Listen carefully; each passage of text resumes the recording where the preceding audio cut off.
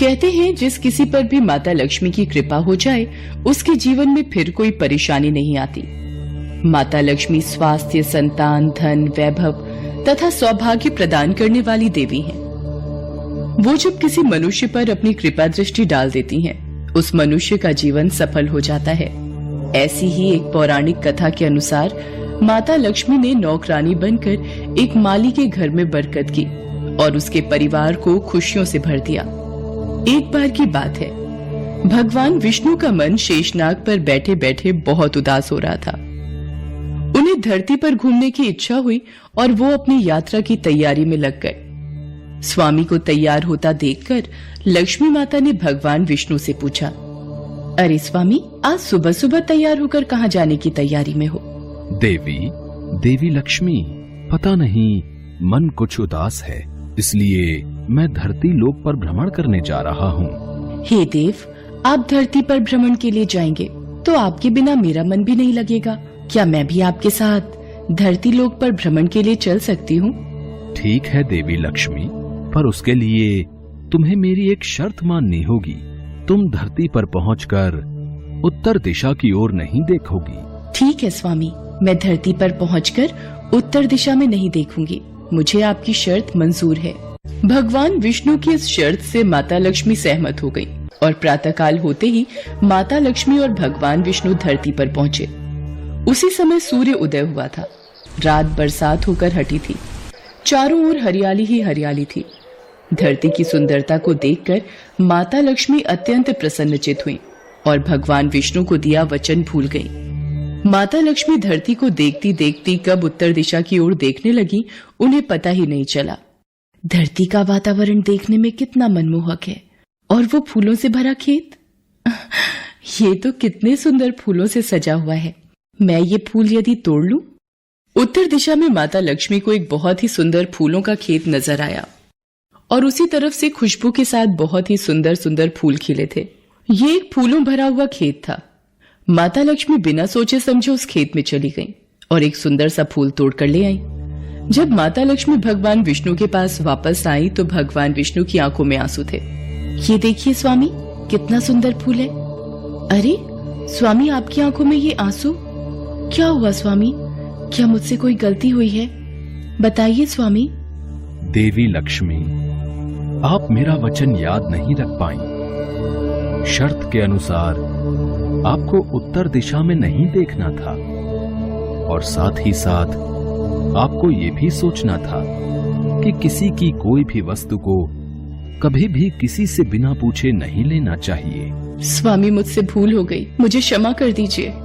देवी लक्ष्मी, आपने जो भूल की है उसकी सजा आपको जरूर मिलेगी। जिस माली के खेत से आपने बिना पूछे फल तोड़े हैं, ये भी एक प्रकार की चोरी है। इसलिए देवी लक्ष्मी, आप 3 वर्ष तक माली के घर में रहेंगी। इसके बाद मैं स्वयं आपको वैकुंठ वापस बुलाऊंगा। जैसी आपकी आज्ञा स्वामी। माता लक्ष्मी ने चुपचाप सिर झुकाकर वचन स्वीकार किया और भगवान विष्णु वैकुंठ लौट गए। माता लक्ष्मी ने एक गरीब लड़की का रूप धारण कर लिया। खेत के मालिक का नाम माधव था। माधव की पत्नी 2 बेटे और 3 बेटियां थीं। सभी उस छोटे से खेत पे काम करके किसी तरह से गुजारा करते थे। खेत के पास ही माधव की झोपड़ी थी। माता लक्ष्मी माधव की झोपड़ी पर जाती हैं। माधव लड़की को देखकर पूछता है, तुम कौन हो और इस समय तुम्हें क्या चाहिए? मैं तुम्हारी क्या मदद कर सकता हूँ? मेरा नाम लक्ष्मी है। मैं एक गरीब लड़की हूँ। मेरी देखभाल करने वाला कोई नहीं। मैंने कई दिनों से कुछ भी नहीं खाया। मुझे कोई भी काम दे दो और मैं तुम्हारे घर का काम भी कर दिया करूंगी। बस मुझे अपने घर में एक कोने में आसरा दे दो। माधव बहुत ही अच्छे दिल का आदमी था। उसे लड़की पर दया आ गई।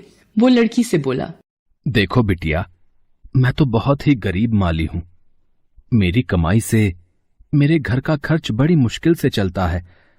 लेकिन अगर मेरी 3 की जगह 4 बेटियां होती तो भी मैंने ही गुजारा करना था। जैसा रूखा सूखा हम खाते हैं वही खिला सकता हूं।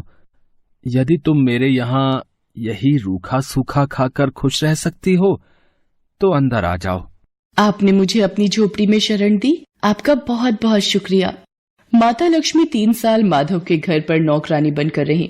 जिस दिन माता लक्ष्मी माधव के घर आई थी, उसी दिन से ही माधव को इतनी आमदनी हुई कि उसने एक गाय खरीद ली।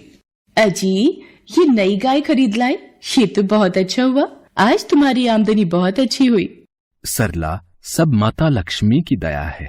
माधव, मैंने कोई चमत्कार नहीं किया। ये सब तुम्हारे दयालु स्वभाव का ही फल है जो आज तुम्हें प्राप्त हुआ है। तुमने तो मुझे एक गरीब लड़की समझकर अपने घर में शरण दी है। धीरे धीरे माधव की आमदनी अच्छी हो गई। उसने जमीनें खरीद ली और फिर एक बड़ा पक्का घर भी बनवा लिया। सारी सुख समृद्धि, गहने, कपड़े, जेवर, सब कुछ अब माधव और उसके परिवार के पास था। लक्ष्मी माधव के घर और खेत में काम करती रहती थी। एक दिन माधव ने सोचा, मुझे ये सब इस लड़की लक्ष्मी के आने के बाद मिला है। जब से ये मेरे घर आई है, मेरी किस्मत ही बदल गई है। माधव लक्ष्मी के बारे में सोच में ही था कि एक दिन जब वो अपने खेत से काम खत्म करके घर आया तो अपने घर के सामने द्वार पर एक देवी स्वरूप गहनों से सजी एक लड़की को देखकर हैरान रह गया। उसने ध्यान से देखा। अरे, ये तो मेरी मुंह बोली बेटी यानी लक्ष्मी है क्या? ये तो साक्षात माता लक्ष्मी है। सरला, बच्चों के साथ बाहर आओ। माता लक्ष्मी स्वयं हमारे द्वार पर आई है। माधव का पूरा परिवार बाहर आ गया। सब हैरान होकर माता लक्ष्मी को देख रहे थे। माता लक्ष्मी, हमें माफ करना। हमने अनजाने में आपसे अपने घर और खेत का काम करवाया। माता, हम आपको पहचान नहीं पाए। हमसे ये कैसा अपराध हो गया। माता, हम सबको क्षमा कर दो।